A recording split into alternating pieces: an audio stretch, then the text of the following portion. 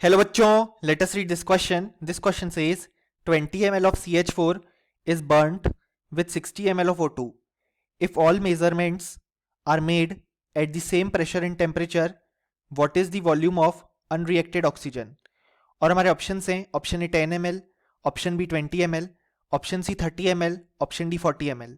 सो इस क्वेश्चन में कहा गया है कि हम 20 ml ऑफ CH4 यानी कि मीथेन को बर्न करते हैं विथ 60 ml ऑफ ऑक्सीजन. अगर हम सारे measurement same pressure and temperature पे कर रहे हैं तो हमारे पास अनरिएक्टेड ऑक्सीजन का वॉल्यूम कितना होगा. सो इस क्वेश्चन को सॉल्व करने के लिए जो की कॉन्सेप्ट रिक्वायर्ड है वो है हमारे पास कंबस्चन ऑफ हाइड्रोकार्बन्स. सो यहाँ पे हमारे पास हाइड्रोकार्बन गिवन है CH4. उसे जब हम बर्न करते हैं in the presence of oxygen तो हमें फॉर्मेशन देखने को मिलेगा CO2 और H2O का. अगर हम यहाँ पे इस रिएक्शन को बैलेंस करें तो यहाँ पे हमारे पास आ जाएगा 2 एंड देन यहाँ पे भी हमारे पास आ जाएगा 2. अब यहाँ पे क्वेश्चन में हमारे पास जो गैसेस गिवन है उनके लिए कंडीशन मेंशन नहीं है तो हम उन्हें as an ideal gas treat करेंगे. सो हम आइडियल गैस के लिए जानते हैं, लिख सकते हैं हम PV is equal to NRT जो कि आइडियल गैस इक्वेशन.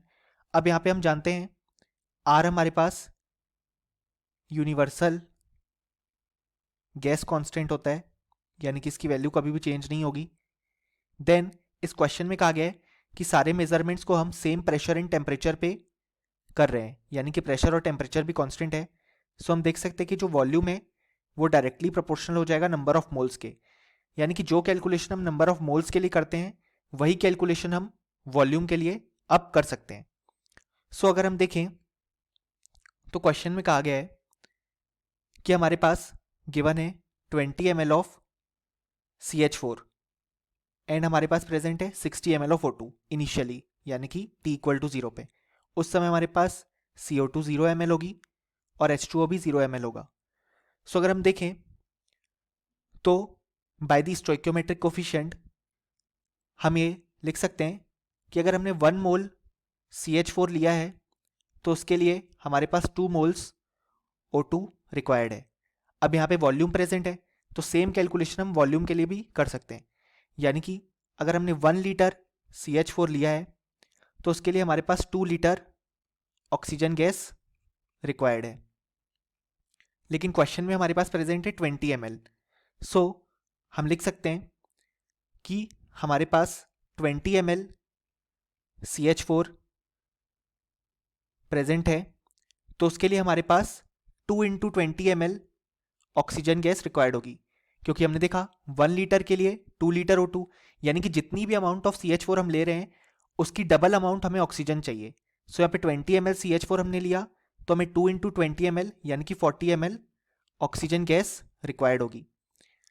अब हमारे पास प्रेजेंट है क्वेश्चन में initially 60 ml oxygen gas.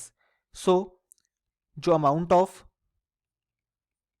Oxygen gas बच जाएगी वो जाएगी 60 ml माइनस 40 ml यानी कि 20 ml.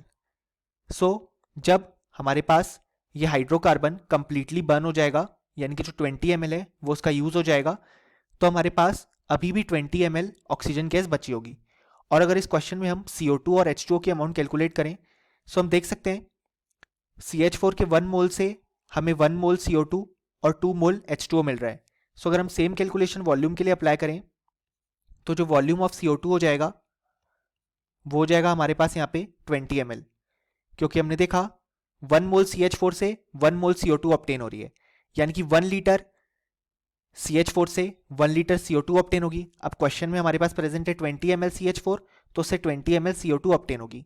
और सिमिलरली अगर हम volume of water find out करें तो वो हो जाएगा हमारे पास 40 ml, क्योंकि अगर हमारे पास 1 लीटर CH4 प्रेजेंट है तो उससे हमें 2 लीटर H2O मिलेगा, लेकिन हमारे पास क्वेश्चन में प्रेजेंट 20 ml CH4 तो उससे हमें 40 ml H2O मिलेगा.